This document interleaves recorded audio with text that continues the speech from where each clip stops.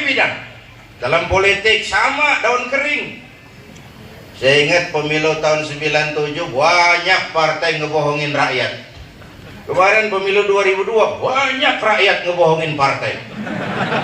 Bener-bener kampanye, yang mana aja kampanye Jokowi.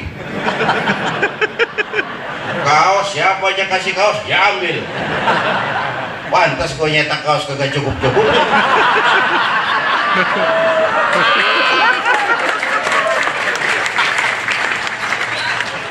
Dulu, sekarang saya udah berhenti ngurusin partai, kagak ada urusan udah. Kapok sih enggak. 3,5 tahun mimpin partai, zohir batin tekor. Yang kita usung jadi anggota DPR lagunya kayak Pengki naik ke balai. Pengki naik ke balai keren banget, dia lupa dari mana dia berangkat. Saudara-saudara, daun kering. Masyarakat daun kering, gampang dikumpulin, susah diikat, berisik, gampang dibakar. Penyakitnya 3: kudis, kurap, kutil. Ini penyakit masyarakat daun kering nih. Kudis kurang disiplin, kurap kurang rapi, kutil kurang teliti. Sumbernya satu, kuman, kurang iman. Yang tanya dalil nih ilmu takatik namanya nih.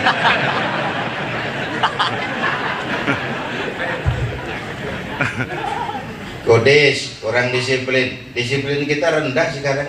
Termasuk disiplin ibadah. Yang zohor udah mau asar, yang asar udah dekat maghrib, terambah isya nyambung sama subuh. Sahnya sah aja, cuman kan kudis. Jalan tol macet bukan cuma karena kendaraan lebih banyak dari jalan yang kita bangun, tapi faktor disiplin. Udah mobil tua, yang nyupir tua, di kanan aja kagak mau misah, habis yang belakang belingsatan. Kudis.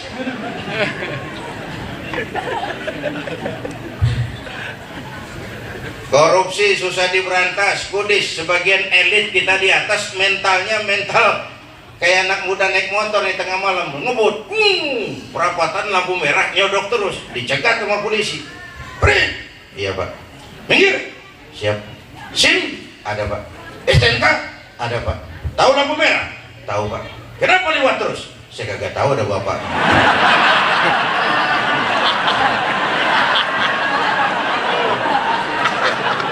Disiplin kita begitu tuh sekarang. Jadi kalau nggak ada bapak mah sah-sah aja tuh pelanggaran. Lah orang yang ada iman pun kagak begitu. Polisi nggak lihat, Allah. Saya sendiri, Allah. Nggak ada yang tahu, Allah. Ini lantaran kuman, kurang iman, timbul kudis, kurang disiplin.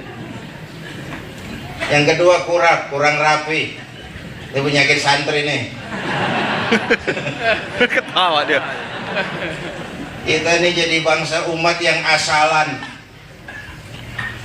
Bikin masjid bisa memanage masjid, kita lemah.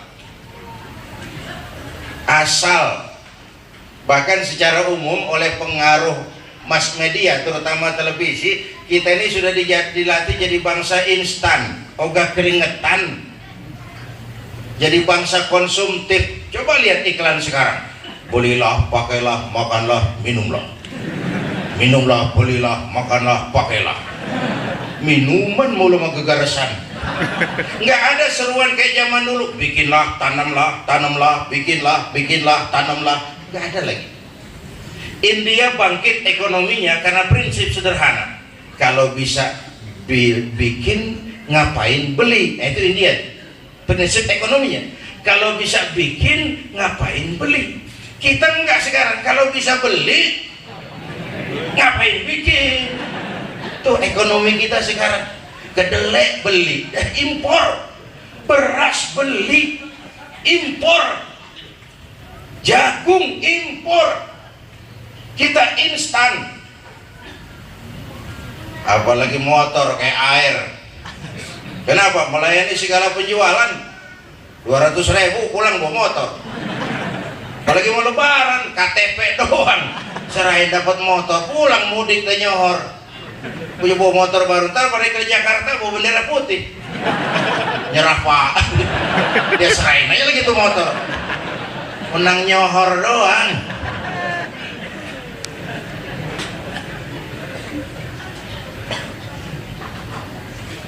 Kurang. Padahal agama tuh ngasih isyarat yang lil wasail hukmul maqasid ma la yatimul wajibu illa bihi fahuwa wajib. Tutuplah auratmu, artinya apa? Kamu harus punya pabrik tekstil.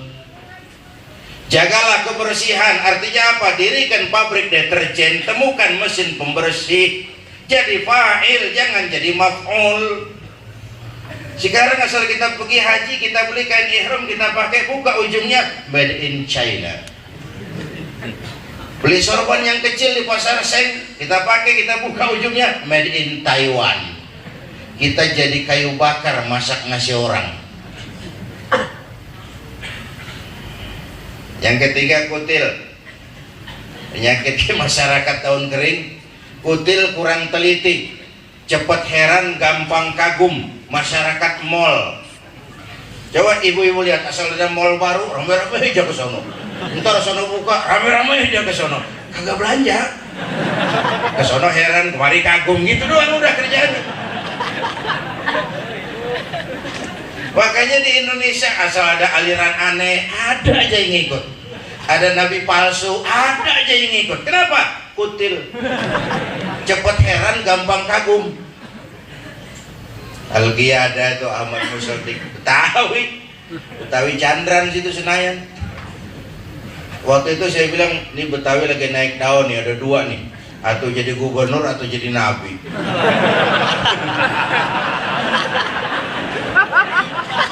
Lapangan kerja yang Tuhan udah kagak bikin lagi aja pakai. Untung udah taubat Ahmad Musodik, salam Haji salam, udah taubat dia. Lagian baru sih di sejarah saya dengar ada nabi lapor ke Polda.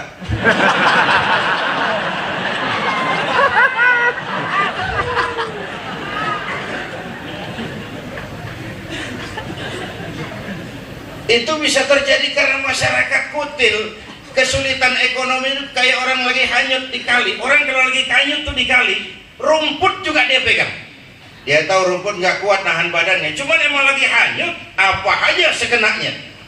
Ketemu nabi palsu pegangan, ketemu aliran aneh pegangan, emang lagi hanyut. Makanya kalau ke masyarakat saya kasih cerita, ada tabrakan di jalan, kencang bener, buah, korban jatuh belepotan darah, orang pada merubung. Datang wartawan mau ngambil gambar dari dekat, susah, orang banyak bener pada merubung. Nyari akal nih wartawan, tolong saya dikasih jalan ke dekat korban. Saudara siapa? Saya bapaknya korban. Ngaku bapaknya korban. Orang pada minggir semua. Minggir, minggir, ini ada bapaknya korban. Minggir orang semua. Sampai di depan korban, pucat itu wartawan. Kenapa? Yang ketabrak anak monyet.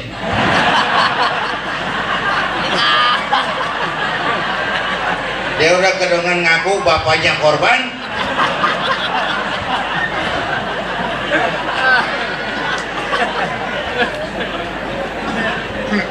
Ini ketangkep nggak pesan nih cerita? Ketangkep nggak? Kalau belum kenal bener-bener banget mah jangan buru-buru ngakuin. Tuh pesannya tuh, entak jadi bapak monyet. Kalau belum kenal-kenal banget mah jangan buru-buru ngakuin. Makanya orang-orang tua kita dulu kalau ngaji apik nyari guru, nggak sembarangan. Sanadnya tuh mutasil, mutawasil, mutawatir. Kalau belum kenal-kenal bener mah jangan buru-buru ngakuin. Saya bapaknya korban, yang ketahu dia kagak tahu yang ketabrak anak monyet. Nah, jadi saya balik lagi, udah 1,5 jam ada tuh. 3 menit. Hah? 3 menit. 7 menit. Tukarnya ente sini anak di situ.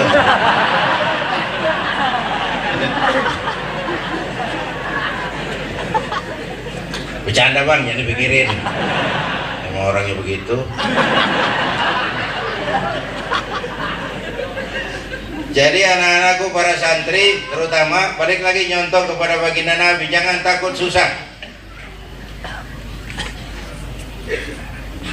Kemudian saya tadi bilang seakan melengkapi kesusahan kita sebagai bangsa ini, musibah nggak udah-udah. Benar? Benar. Betul udah dipakai kiwil, gua nggak pakai udah.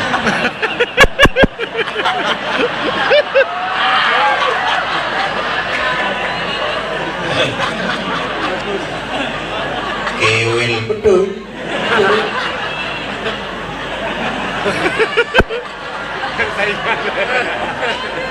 Gua mau ngomel orang nyari duit, padahal hak cipta tuh.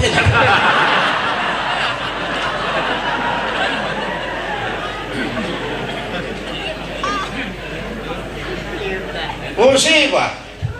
Sudah gitu muncul lagi yang berpikiran, ah biasa Pak Zainuddin, gunung meletus, banjir, itu kan fenomena alam. Lihat sekulernya bangsa kita. Alam makhluk, alam nggak berdiri sendiri. Gejala-gejala alam kan sebenarnya bisa diprediksi, tapi yang terjadi unpredictable. Oh, gue juga gak ngerti tuh. Yang penting penampilan dulu, dengerin aja dah.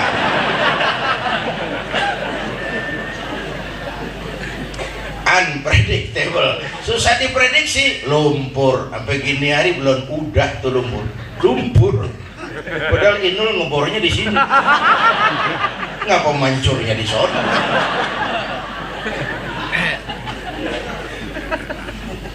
Longsor, gempa, gunung meletus, angin puting beliung, banjir merata. Petani ngejerit, nelayan takut ke laut. 3 hari habis tsunami saya ke Aceh. Karena pakai heli saya bisa keliling sampai ke Melambo, daerah paling hancur itu. Di Melambo saya lihat dahsyatnya bekas gelombang tsunami, luar biasa Pak. Itu gelombang laut naik ke darat nganterin perahu, pulang narik mobil.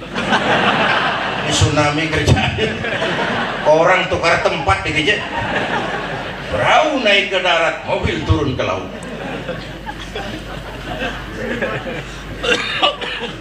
Teman-teman di Aceh nanya, Pak Zainuddin, kok bencana di mana-mana di tanah air? Ini ujian, apa teguran, apa hukuman? Mas, ini mau borongan gitu saya. Kalau udah borongan yang benar-benar kelibat juga. Ketika yang ma'ruf jalan, yang munkar jalan, saat yang munkar dapat hukuman, yang ma'ruf kena getahnya.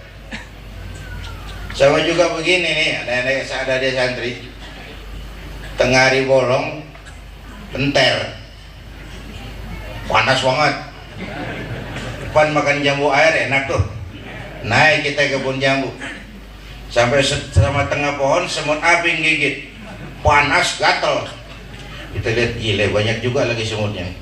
Turun kita dari pohonan pulang ke rumah, ngapain? Ambil obor. Sondot obor menyala, balik lagi ke pohon jambu, sepuhunan tuh semut kita bakar. Yang gigit atuh, yang gigit tuh semut-semut yang lain kalau bisa ngomong protes tuh. Yang gigit lu temen gua kagak ngikut gua.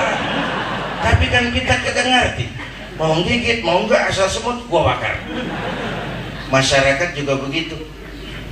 Sekarang nih namanya hak asasi kan bukan main. Atas nama hak asasi asal dibilangin jadi mau nyaut, biarin aja, lo nggak jadi pusing. Yang main judi gue, pakai duit gue main di rumah gue, mau kalah mau menang urusan gue, ngapa lu yang repot? Ada tuh orang kalau dibilangin nyautnya begitu. Bodoh amat, yang mabok gue, yang beli minuman gue mabok di rumah gue, kan gue gak ngerugiin lo. Mau muntah uker urusan gue, udah diem aja deh. Yang zina gue, yang bayar pelacur gue, mau enak mau penyakit urusan gue, lu tekor apa lu? Udah biarin aja, atas nama hak asasi. Nah dari sekarang sisi ini kita bisa nyaut dah kalau ada yang ngomong begitu. Iya mas, yang judi lu, yang zina lu, yang mabuk lu. Tapi judi, zina, mabuk nih maksiat. kalau ini negeri banyak maksiatnya, Allah marah, turun gempa, yang mampus bukan elu doang moyong. Bareng-bareng enak diborongin. Ini kalau cara santri, wattaqu fitnatan la tusibanna alladzina zalamu minkum khassah. Takutlah bencana yang kalau dia datang tidak hanya menimpa orang yang zalim, yang baik-baik kena juga. Kalau belakangan di masyarakat, saya kasih contoh yang sederhana. Hidup tuh yang paling tenang, hidup model tukang parkir. Tukang parkir di mall tenang, biar mobil banyak, mereknya bagus-bagus, nggak pernah sombong. Ntar dulu gue belum rapi ngomong, gue juga tahu mobil orang.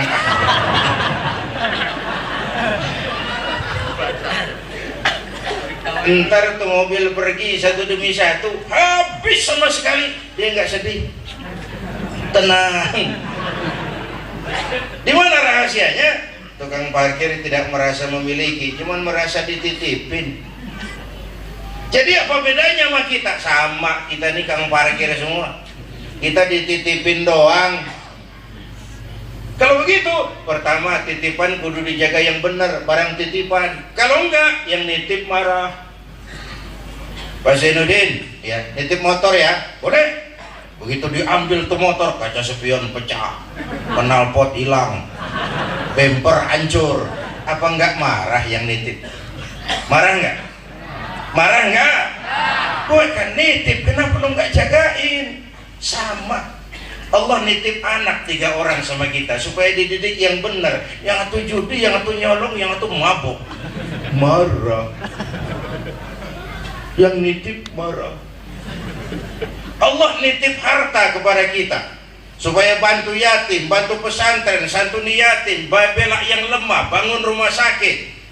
Pelitnya 17 setan. Marah. Yang nitip mau lebih berasa, Allah nitip Indonesia sama kita. Sumber daya kekayaan alamnya harus digunakan bagi sebesar-besar kemakmuran rakyat, dilaksanakan oleh para penyelenggara negara yang kita sebut pemerintah. Amanat pasal 33 Undang-Undang Dasar. Disalahgunakan, yang nitip kelihatan kan di benang merahnya.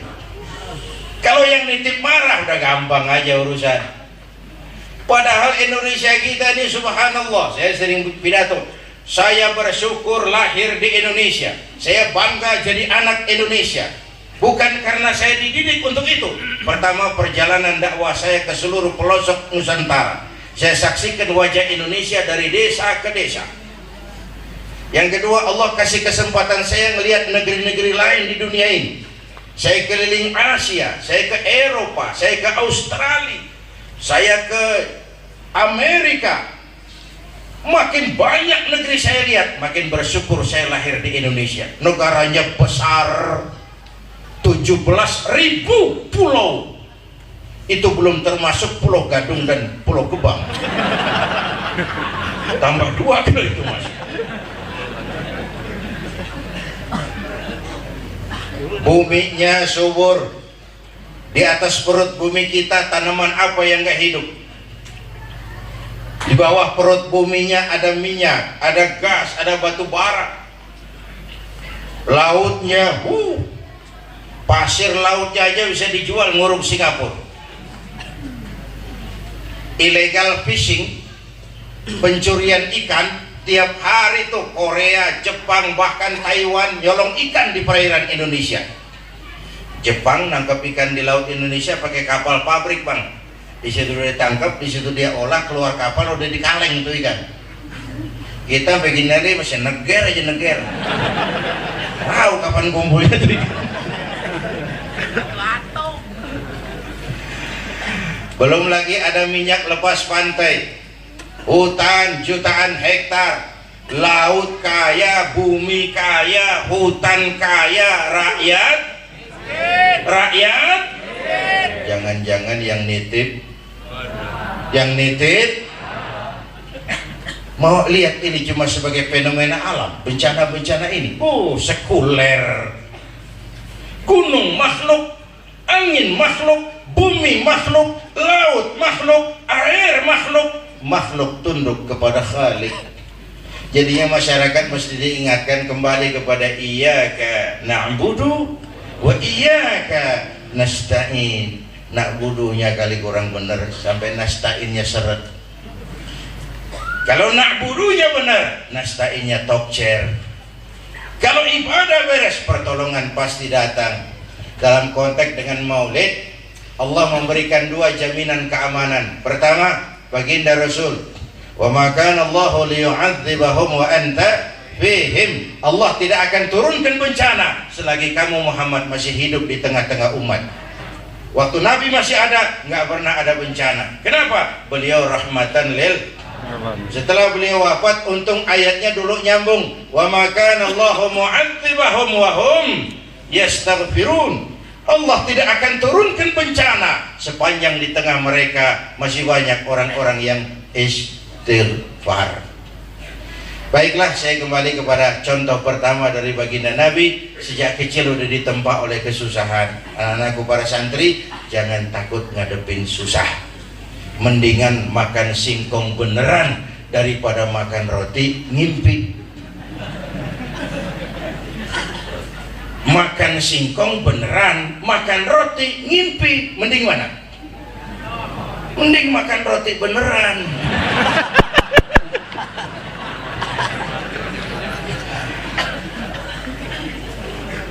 Begitulah santri didik dengan segala kesederhanaan untuk menjadi orang yang bisa menghadapi segala situasi.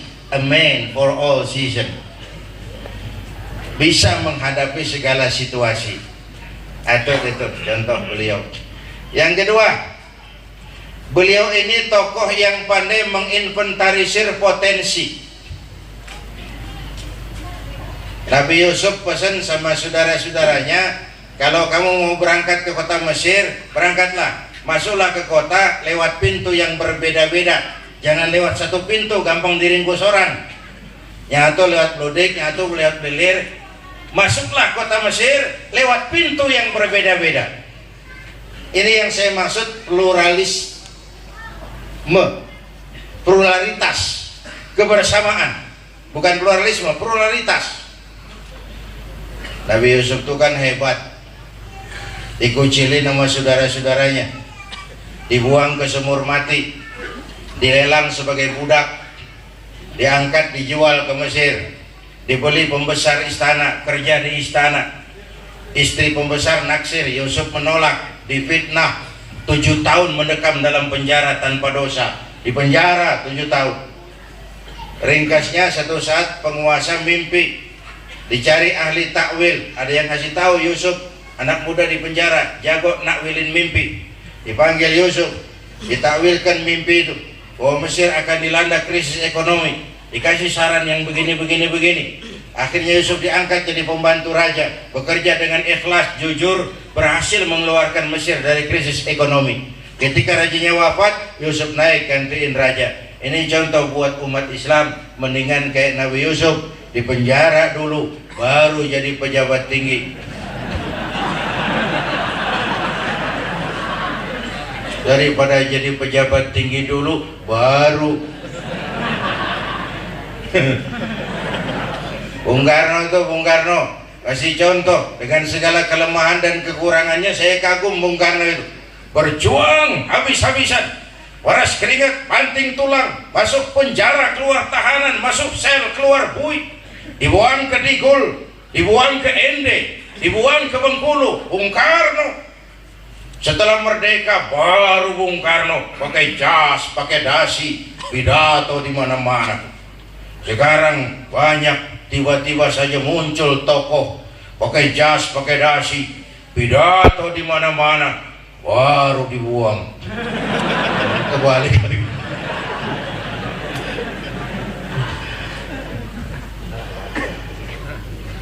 Membangun kebersamaan. Baginda Nabi pandai menginventarisir potensi. Coba, beliau punya Sayyidina Abu Bakar Siddiq. Siapa itu? Sahabat merangkap mertua, orang tua bijaksana, tempat Nabi tukar pikiran. Kampung kita kalau mau maju kudu punya Abu Bakar. Kampung kalau ada yang dituain, anget bang, ibarat hutan ada macannya, ada yang disegenin, ada yang disegenin. Kita perlu orang tua bijaksana, bukan orang tua gede ambek. Nyalain dong, kagak bisa dandanin. Salah tuh anak muda, salah. Yang bener bagaimana kong? Au. Kagak enak nih, nyalain dong, kagak bisa dandanin. Udah ada dong di kampung kita yang jadi Abu Bakar Siddiq, palang pintu. Lalu apa lagi? Nabi kita punya Sayyidina Umar ibn Khattab, imam tapi jenderal, jenderal tapi imam, gagah. Kampung kita maju kalau ada yang jadi Umar. Ngapain? Ngajian bang. Terus ada yang gangguin, ayo paranin yuk. Kudu tuh zaman preman, yang munkar aja berani. Kenapa yang ma'ruf kudu mendek-mendek? Harus ada yang jadi Umar, imam tapi jenderal. Nah cuma nyari Abu Bakar sama nyari Umar gampangan dikit. Yang susah Nabi punya Utsman bin Affan, pengusaha tapi santri, santri tapi pengusaha. Pesantren bisa maju kalau punya Utsman, kampung maju kalau punya Utsman, masjid maju kalau punya Utsman. Ngapain? Ngecor bang lantai 2, udah gua kirim semen sama pasir. Utsman tuh susah nyari yang begini sekarang. Kalau Umar sama Abu Bakar banyak banget, ada sumbangan pikiran mulu.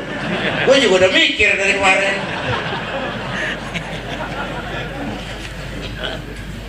Nyari Utsman yang susah.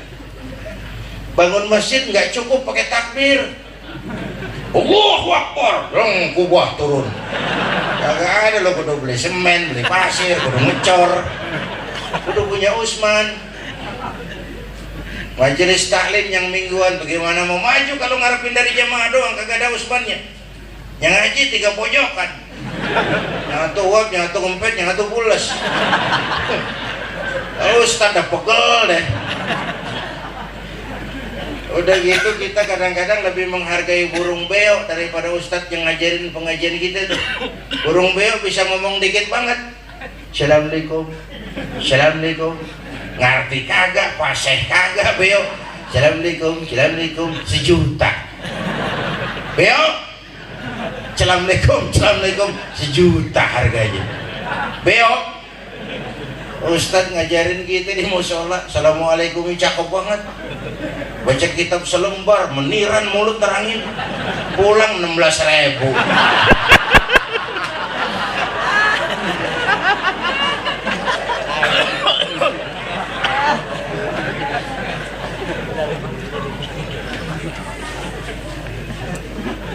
Udah ada yang jadi Utsman. Apalagi baginda Nabi punya Imam Ali, karramallahu wajhah, tokoh muda tapi intelek. Masih muda tapi rela korban jiwa demi keselamatan baginda Rasul di malam hijrahnya. Saya cerita nih keberanian Imam Ali. Pan malam itu rumah Nabi dikepung pagar betis oleh preman-preman Quraisy. Perintahnya bunuh Muhammad. Dikepung pagar betis. Tikus aja nggak bisa lewat, apalagi orang. Pagar betis. Di dalam baginda Nabi Sayyidina Abu Bakar, Imam Ali. Kata baginda Nabi tengah malam, ya Abu Bakar, labbaika ya Rasul. Ayo kita berangkat hijrah. Baik ya Rasul. Ali, saya ya Rasul. Gantiin saya. Apa ya Rasul? Tidur di tempat tidur saya. Baik ya Rasul. Tidur di tempat tidur Nabi pada malam rumah dikepung. Itu resikonya kan nyawa. Imam Ali tahu itu. Beliau nggak nawar, jangan saya Nabi, Abu Bakar yang tuaan.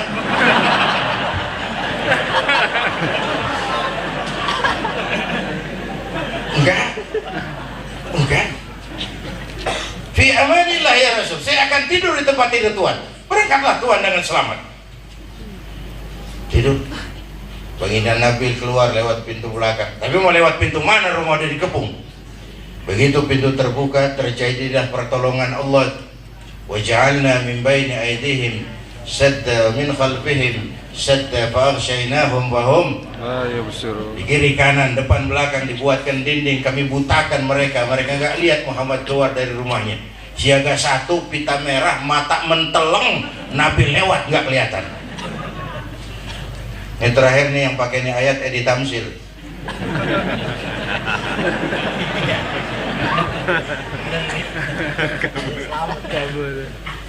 Udah lewat 1 jam, yang piket nih pada mulai sadar. Ini jangan kok sepi amat, jangan-jangan Nabi udah keluar nih. Biasanya kan dia bangun tengah malam. Coba intip, masih tidur. Tenang deh, nggak kemana-mana. Apel lagi. Udah jangan nungguin bangun deh. Kita gerebek aja rumahnya, dobrak pintunya, masuk kamarnya, bunuh. Setuju. Wah, rame-rame masuk ke kamar, dobrak pintu, lihat lagi tidur, tarik selimut. Yang narik selimut kaget, yang tidur kaget. Sama-sama kaget. Yang tidur pasti kaget dong, orang lagi tidur sedang enak, selimut ditarik. Yang narik selimut juga kaget, menyangka Muhammad, ternyata Ali. Kaget, loh kok sampean li? Preman Madura rupanya. Udah dengerin aja dah.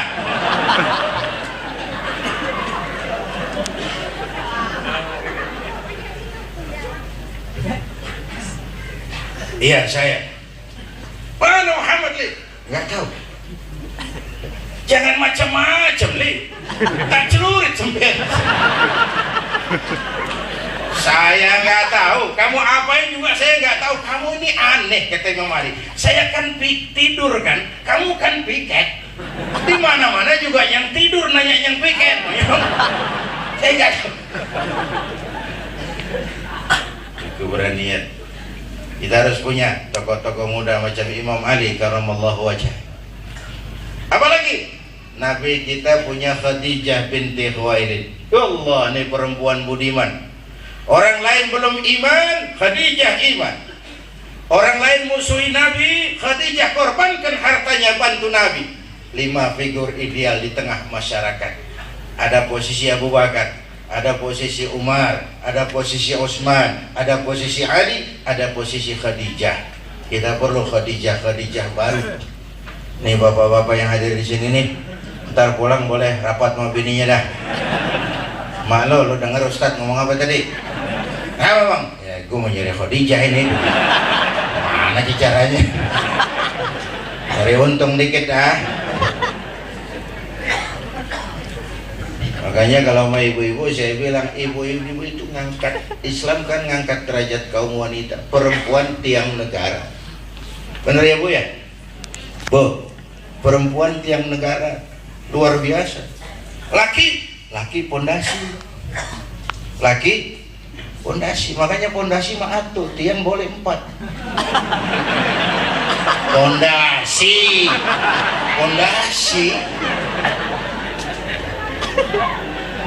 Ini gue pulang dicegat ibu-ibu nih.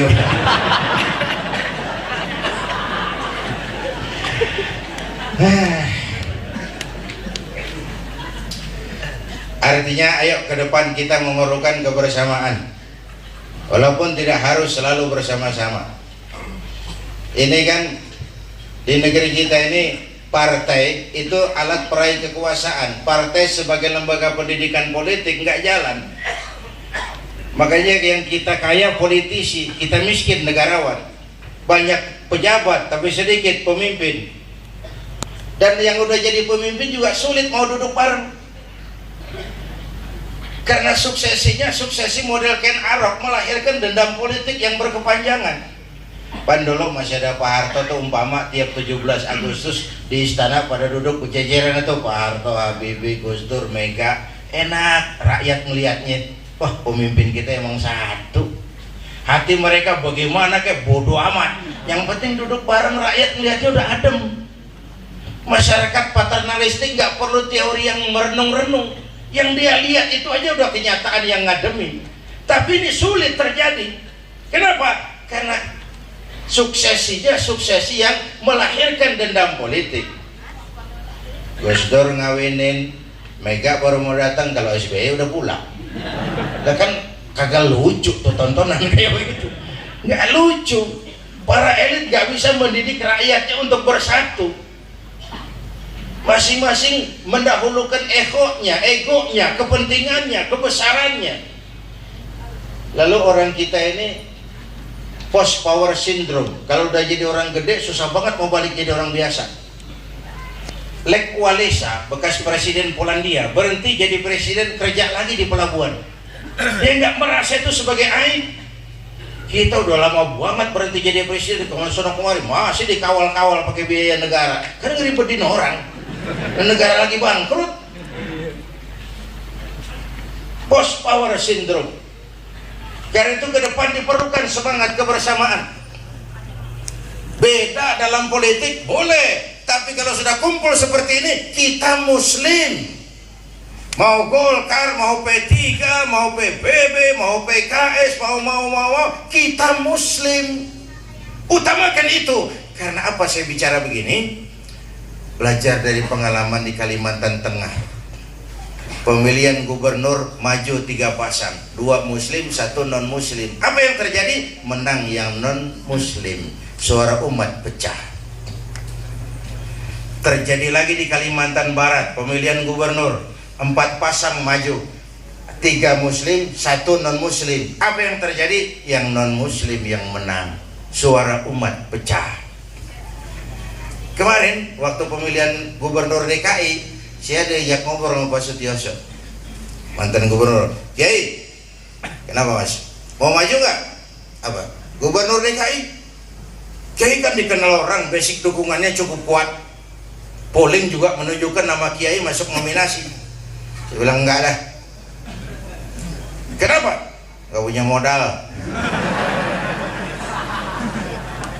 Ini demokrasi, Kiai. Teori Mas. Prakteknya tetap saja ini pertarungan tokoh dan modal. Dia tokoh kagak punya modal, selamat ngelamun. Modal banyak bukan tokoh, habis dibohongin orang. Bikin tim sukses, timnya yang sukses. Dia mau kanyut kemana-mana. Yang kedua yang terpenting kata saya, kalau ada 2 Betawi maju, dua-duanya pasti gagal. Suara bakal pecah. Inilah yang saya mau ajak kita merenung, pelajaran dari Kalimantan Tengah, Kalimantan Barat, dan berpotensi terjadi di Sumatera Utara. Sebentar lagi ini Sumatera Utara pemilihan gubernur, 5 pasang maju, 3 Muslim, 2 kombinasi Muslim non Muslim. Kalimantan Timur berpotensi kayak gitu lagi. Kalau Sumatera Utara dan Kalimantan Timur ini daerah kaya, pemasok terbesar ke APBN. Apa dampaknya? Saya 3 minggu yang lalu dari Sumatera Utara, ada teman saya laporan, Kiai, ini kan gubernur sekarang namanya Rudolf Pardede. Gak gantinya, tadinya wakil gubernur, tapi karena Rizal Nurdin meninggal di pesawat Mandala itu, dia naik gantiin Kristen. Dia bilang Pemda Sumatera Utara maulid anggarannya 25 juta, Natal 1/4 miliar. Dia mainin maulid 25 juta, kagak bunyi. Lah petasan kalau yang kecil ceplik begitu doang, murah. Natal 1/4 miliar. Jadi posisi itu dimanfaatkan. Nah kita ini mari, terutama partai-partai Islam, Islamnya dulu pentingin. Kalau harus tokohnya, ya itu tadi pecah suara. Itu menarik. Di Amerika orang nggak kenal siapa ketua partai Demokrat, orang nggak kenal siapa ketua partai Republik. Tugas ketua partai menyiapkan kader siapa yang mau diusung. Sama juga pemain bola di Eropa. Kita kalau bicara Real Madrid, kita nggak kenal siapa pemilik klubnya, kita nggak tahu siapa pelatihnya. Yang kita kenal ada Raul Gonzalez, ada Robinho. Kita ke Inggris ada Manchester United, kita nggak tahu siapa pemilik klubnya, kita tahu pelatihnya Sir Alex Ferguson, tapi kita lebih kenal Wayne Rooney. kita kenal jig dan lain-lain. Beda sama PSSI, kita lebih kenal pengurusnya dari pemainnya.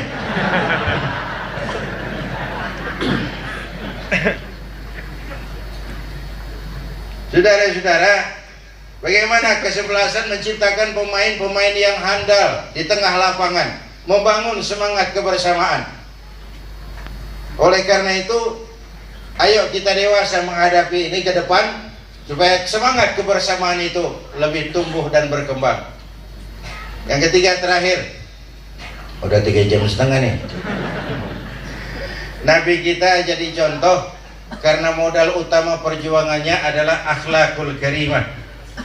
Dakwahnya pakai akhlak Islam, agama yang baik, dibawa oleh manusia yang baik, disampaikan dengan cara yang baik. Beliau ngajarin penari yang baik harus ngerti irama gendang. Jangan berbisik kepada orang tuli, jangan tersenyum kepada orang buta. Orang buta diajak senyum, bagus maksudnya, rada mubazir hasilnya. Jangan kagak paham. Orang budak dibisikin, kita buberekan deh kagak denger. Penari yang baik harus ngerti irama gendang. Khatibin nas ala qadri unqulihim. Saya kan suka bikin terobosan yang kadang-kadang saya sendiri juga, saya pernah main film rame, kiai-kiai ngamuk, Habib, waduh ini Zainuddin macam-macam mau jadi aktor apa. Saya ketemu Kiai Idris Lirboyo Kediri, Pak Yai, piye nih Pak Yai? Main film apa? Film dakwah, ceritanya gini-gini, bagus ini ceritanya. Emang kenapa? Ya saya sih sakit perut aja ngelihat wajah Islam di film Indonesia. Kampungan, magic. Coba lihat Islam di film Indonesia, di sinetron kita. Urusannya kayak gitu doang. Burung batang terbang, ntar kuburan ngebul. Cuma jual keajaiban. Islam cuma buat ngusir setan. Bikin partai, ikut pemilu. Mau jadi apa sih Zainuddin? Nggak mau jadi apa-apa. Kiai itu beda pikirannya. Kiai itu nggak perlu jadi gubernur, tapi dia seneng kalau santrinya jadi gubernur. Kiai nggak usah jadi menteri, tapi dia seneng kalau temennya jadi menteri. Kenapa? Dakwah bisa menjawab segalanya, tapi tidak menyelesaikan segalanya. Dakwah punya kekuatan moral, tapi tidak punya kekuatan struktural. Kenapa fatwa MUI sering banci? Karena cuma punya kekuatan moral, tapi tidak punya kekuatan struktural untuk melakukan eksekusi terhadap fatwanya. Diperlukan kekuatan struktural, tetapi komitmen ana muslim qabla kulli syai'. Islam di atas segalanya, bahkan di atas kepentingan partai sekalipun. Jadi oleh karena itu, mau sukses utamakan akhlak. Di masyarakat, anak siapa kita? Nomor 2. Setinggi apa pendidikan kita? Ntar dulu. Berapa banyak harta kita? Nomor 4. Yang orang lihat akhlak. Kalau itu hancur, yang lain gak banyak menolong. Satu malam saya diundang wisuda santri di pesantren Al-Fatah, Ploso Mojo, Kediri, Gusmi. Saya masuk pondok pesantren malam-malam. Wah, santri-santri yang sudah khatam itu Alfiyah, Mu'in, Jalalain, diwisuda malam itu. Saya diminta ngasih pengarahan. Di dinding pesantren ada spanduk. Spanduknya putih, panjang, tulisannya cuma 3 kalimat, jadi nyolok bener. Panjang, putih, tulisannya cuma 3 kalimat. Pesan kiai buat santri-santrinya yang sudah mengkhatamkan itu, sudah khatam itu Alfiyah Ibnu Malik, Mu'in, Jalalain, ada tulisan di tembok 3 kalimat. Jalan masih panjang. Allah, seakan kiai mau pesan santrinya, biar kamu sudah hafal itu Alfiyah Ibnu Malik, kau sudah khatam itu Mu'in, kau sudah khatam itu Jalalain, jangan sudah berasa jadi orang ya. Jalan masih panjang. Ini penanaman nilai akhlak. Jalan masih panjang. Tidak lurus bertabur bunga di kanan kirinya, penuh onak dan duri. Penuh onak dan duri. Tapi dari dahulu keprihatinan itu sering saya ungkapkan, kita kekurangan jenderal, tapi saya tidak takut Indonesia kekurangan jenderal. Kita perlu ekonom, saya nggak khawatir Indonesia kekurangan ekonom.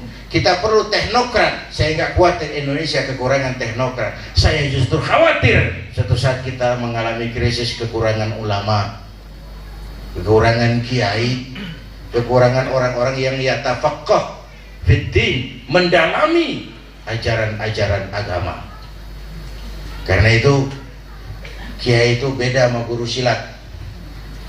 Kalau guru silat punya 14 jurus, paling turun ke muridnya 10 jurus. Yang 4 jaga-jaga jangan sampai jatuh sama murid. Kalau udah jatuh sama murid bubar perguruan. Tapi kalau kiai mah dia bangga, senang kalau lihat santrinya jauh lebih hebat dari dia. Itu kebahagiaan para kiai, para ulama kalau melihat santri-santrinya jadi orang.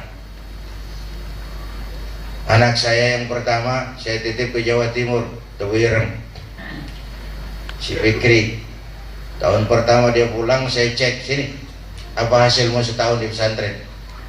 Dia sodorin saya satu piagam penghargaan juara lomba pidato di pondoknya. Saya heran nih anak di rumah jarang ngomong jadi juara pidato. Saya tanya, kamu bisa pidato, apa yang dipidatoin? Dia bilang, pan kaset ayah diapalin.